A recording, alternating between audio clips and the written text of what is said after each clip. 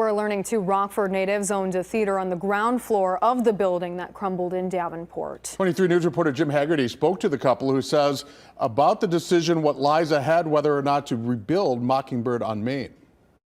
But to see the outpour of love and support that we've gotten from the community, I didn't realize how many lives we had affected and touched. Because so many people have reached out. Rockford native Savannah Bay Strandon and her husband, Tristan Tapscott, opened Mockingbird on Main 2 years ago. Sunday night, they lost everything inside when the Davenport, Iowa building the theater was in collapsed.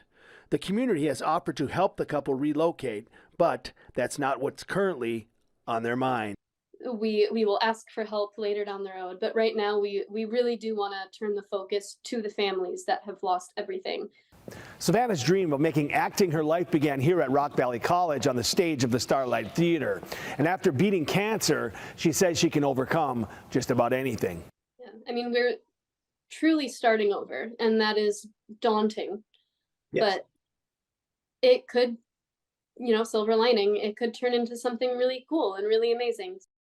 Those who know the couple say if anyone can build back better, it's Savannah and Tristan. Savannah I've known for a long time, and she is a resilient person, and she's a very positive person.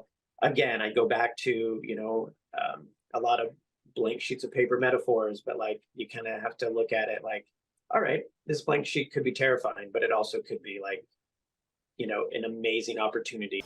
Working for you in Rockford, Jim Haggerty, 23 News. Savannah and Tristan are both full-time actors who also use their theater as an arts incubator. A GoFundMe to help Mockingbird on Main reopen has currently raised more than $1,300.